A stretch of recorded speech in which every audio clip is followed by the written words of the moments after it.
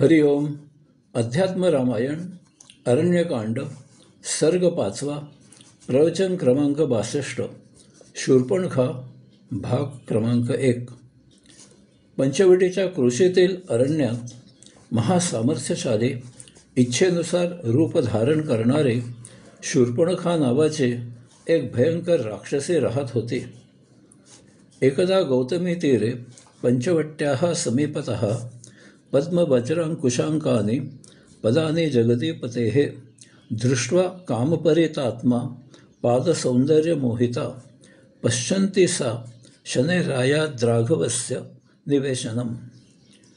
एकदा गौतमी नदीतीरे पंचवटीच्या जवळ जगन्नायक रामप्रभूंचे पद्म वज्र अंकुश यांनी युक्त अशी पदकमले पाहून त्या पावलांच्या सौंदर्याने घायाळ होऊन ती कामातूर झालेली राक्षसी त्या पदकमलांना माग काढत रामप्रभूंच्या आश्रमात आली.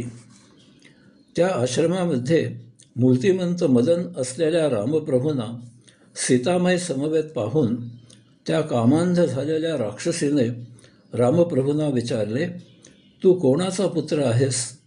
तुझे नाव काय? जटा वल्कले इत्यादी धारण करून तू या आश्रमात का राहत आहेस?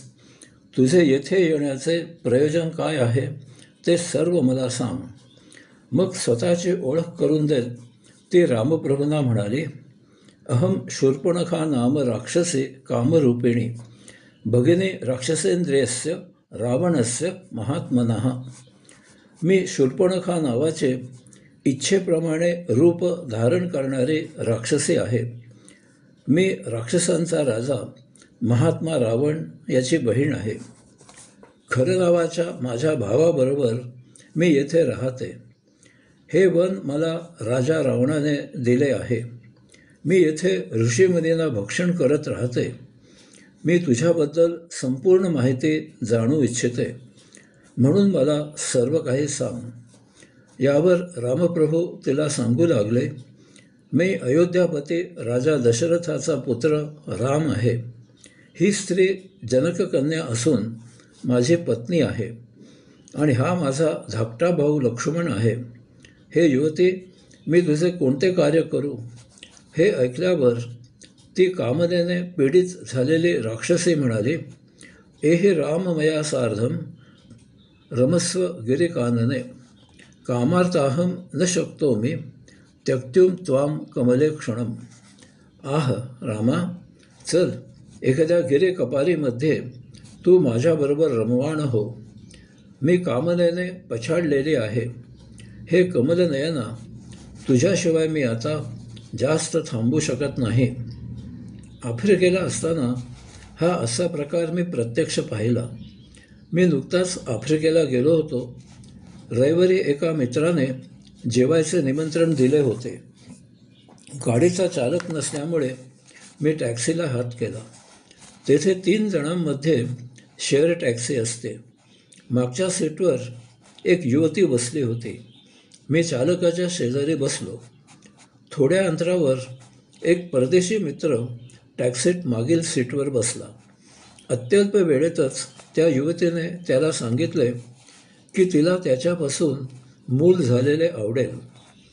माझ्या कानावर माझा विश्वास बसेना. मी अभावितपणे मागे वळून पाहिले. त्या बिचाऱ्याला काही सुचेना. ती युवती काही विशेष घडलेच नाही अशा आविर्भावात होती. माझे उतरायचे ठिकाण आले, त्यामुळे टॅक्सी थांबली. मी खाली उतरलो. त्याबरोबर तो परदेशी मित्रही खाली उतरला. आम्ही चालकाला पैसे दिले. टॅक्सी दूर निघून गेली.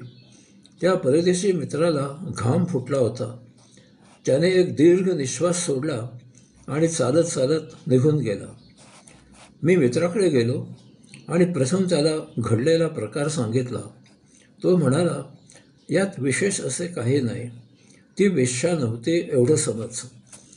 तुला येथे राहायचे आहे, तेव्हा आता मी तुझे बौद्धिक घेतो असे म्हणून त्याने मला अनेक टिप्स दिल्या आणि येथे वावर करताना या गोष्टी गृहीत धरून राहायचे असा प्रेमळ दमही दिला. माझ्या सावल्या या पुस्तकात अशा काही गमती जमती दिल्या आहेत. त्या शूर्पणखा राक्षसीने असे म्हटल्यावर रामप्रभू सीतेकडे कटाक्ष टाकत स्मितहास्य करत म्हणाले, ही माझी कल्याणकारी भार्या सीता आहे. हिचा त्याग मी करू शकत नाही.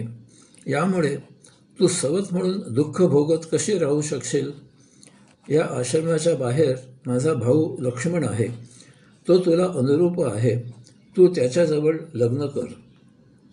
शूर्पणखा लक्ष्मणाकडे गेली आणि त्याने लक्ष्मणाकडे लग्नाची मागणी घातली. त्यावर लक्ष्मण तिला म्हणाला, मी रामाचा दास आहे. माझ्याशी लग्न केलेस तर तुला रामाची दासी म्हणून येथे राहावे लागेल. त्यापेक्षा तू रामाकडेच जा. राम सर्वांचे स्वामी आहेत. तुझे कल्याण होवो. दोन्ही भावांचा हा मजेशीर खेळकरपणा लक्षात घेण्यासारखा आहे. त्या दोन्ही भावांची वैचारिक नाळ कशी एकसंध आहे. इंग्रजीमध्ये सांगायचे झाले तर त्यांचे ट्युनिंग जमलेले आहे.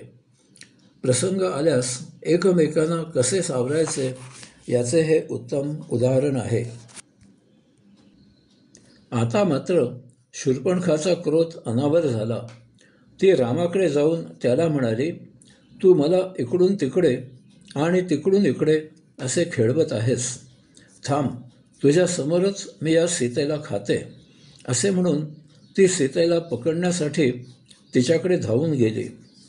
रामप्रभूने इशारा करताच लक्ष्मणाने तिला मागच्या मागे पकडले आणि खड्गाने तिचे नाक आणि दोन्ही कान कापले. त्याबरोबर रक्तबंबाळ झाल्यामुळे ती किंचाळत पळत सुटली.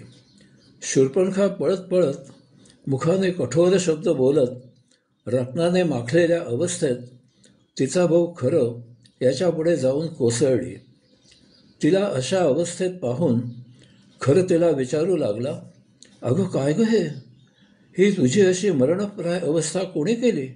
मला लवकर लवकर सांग, मी त्याला क्षणार्धात ठार करेन.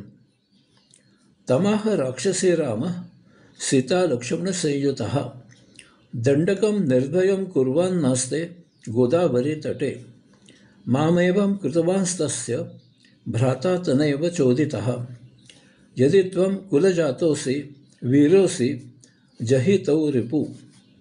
त्यावेळी ती राक्षसी म्हणाली, भार्या सीता आणि भ्राता लक्ष्मण यांच्यासह राम दंडकारण्याला भयमुक्त करत गोदावरीच्या तीरावर राहत आहे. रामाच्या सांगण्यावरून त्याचा भाऊ लक्ष्मण याने माझी ही अशी दशा केली. तू जर उच्च कुळात जन्मला असशील, तसेच शूरवीर असशील, तर त्या दोन्ही शत्रूंना ठार कर. शूर्पणखाने संपूर्ण सत्य घटना सांगितली नाही, परंतु सांगताना दंडकारण्याला भयमुक्त करत राम तेथे राहत आहे असे आपला भाऊ खरं याला म्हणाले. याचा अर्थ आपणा राक्षसांचे भक्ष असलेले ऋषीमुनी यांचे राम रक्षण करत आहे असे भाऊ खरं याला चेतावणी देण्यासाठी मुद्दाम सांगितले. पुढे ती म्हणाली, या दोघांना तू ठार कर. मी त्यांचे रक्त पिऊ इच्छिते. बहिणीची ती दुर्दशा आणि तिचे ते बोलणे ऐकून खर त्वरित रामाजवळ युद्ध करायला निघाला. त्याने विश्वासू सरदार त्रिशिरा आणि दूषण यांच्यासह 14,000 शूर आणि अत्यंत क्रूर असे राक्षसांचे सैन्य बरोबर घेतले. श्रूयते विपुल शब्दो नून मायांते राक्षसाः भविष्यते महद्युद्धम नून मध्य मयासह. त्यांचा मोठा कोलाहल ऐकून रामप्रभू लक्ष्मणाला म्हणाले, लक्ष्मणा, निश्चितच राक्षस आपल्यावर चालून येत आहेत. आज त्यांच्याजवळ माझे महायुद्ध होईल आणि म्हणून तू सीतेसह एखाद्या गुहेत जाऊन थांब. लक्ष्मण रामप्रभूंना एकटे सोडणे असे सहज शक्य नव्हते. म्हणून रामप्रभू त्याला म्हणाले, तू एक अक्षरही बोलू नको, तुला शपथ आहे. अक्षय बाणांचे 2 भाते, धनुष्य वगैरे घेऊन रामप्रभू युद्धाला सज्ज झाले. राक्षसाने रामप्रभूंवर अनेक प्रकारचे शस्त्रे, अस्त्रे, दगड, वृक्ष यांचा वर्षाव सुरू केला. रामप्रभूने त्या सर्वांचे क्षणार्धात तिळा एवढे कण केले हजारो बाणाने त्याने सर्व सैन्य, खर, त्रिशिरा, दूषण या सर्वांना ठार केले. अर्ध्या प्रहरातच हे युद्ध समाप्त झाले. सीतेचे लक्ष्मण गुहेमधून तेथे आला आणि राक्षसांचा तो भयावह संहार पाहून त्याचा त्यावर विश्वास बसेना. सीताबाईने रामप्रभूंच्या जखमा साफ केल्या, त्यावर लेप लावला. हे सर्व पाहून राक्षसी शूर्पणखा पळत सुटली. हरिओम.